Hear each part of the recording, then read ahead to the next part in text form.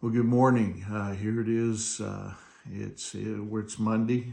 We've made it through the weekend, and of course today is November the 11th. Today is Veterans Day, and we celebrate our veterans and hope that you'll have an opportunity to pay your respects and to remember what our veterans have done for us. You know, so that we have the right to do what we do. And anyway, hope you had a great weekend. I hope that you were able to spend some time with family and just enjoy their presence, and I know that we were able to do that, and really thankful for that. And I had a great Sunday morning service, and hope that you were able to also. And now here it is Monday. God has blessed us with the breath to breathe, and I certainly hope and pray that this morning finds you feeling well, finds you well rested and ready to tackle the opportunities that this day has given us, or that God has given us on this day. But anyway, this morning I want to share a devotional with you entitled "God Can Change the Narrative." Everyone needs a change of narrative sometimes. When life, seems to be, trending toward, disaster, chaos, uncertainty or suffering. I think it's comforting to know that God can intervene, that he can rewrite the script, so to speak. All we have to do is ask. God uses prayer, to change not just our circumstances, but our attitudes and perspectives, our hearts and our minds. When we pray, we're acknowledging, our weakness. And that's hard. That's a hard thing for some people to do. We think, well, I can figure this out. I can resolve this conflict. I can save my own family. But it doesn't work. And so we call on God and we say, Lord, I'm weak. I need your help. Please come through for me. And that's when the narrative starts to change. In Acts chapter 12, we find a changed narrative. Things were looking dim for the early believers. King Herod, he had killed the apostle James, and he had imprisoned the apostle Peter, two important church leaders. And how did the believers respond? Well, the church organized a protest and they stormed Herod's palace.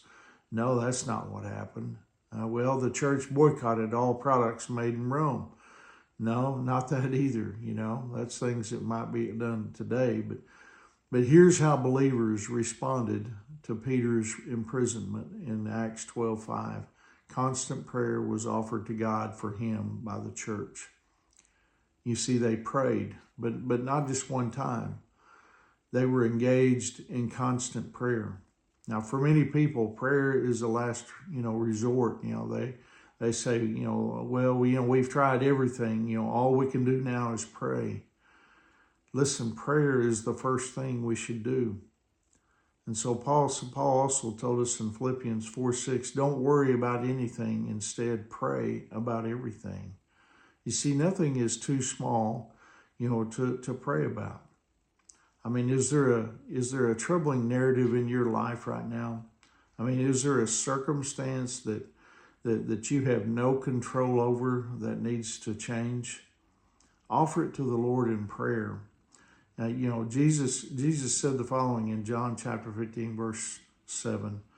If you remain in me and my words remain in you, you may ask for anything you want and it will be granted. See, in other words, trust me, ask me. I will change your narrative. The narrative of Acts chapter 12, changes when an angel appears, in Peter's cell. Peter's chains, they fall off and he walks out of prison. And Herod, the man who imprisoned him, he gives a speech that's so impressive that the audience starts referring to him as a god. Herod accepts their praise and then he falls down dead, and then he's eaten by worms. At the beginning of Acts chapter 12, Herod held seemingly absolute power and the church seemingly was on the ropes. But at the end, Herod, he was worm food, and the church had its leader back. It was a narrative twist to no one but God, could have predicted. And it was an important reminder that no situation is hopeless. I mean, every narrative can change through prayer, including yours, including mine.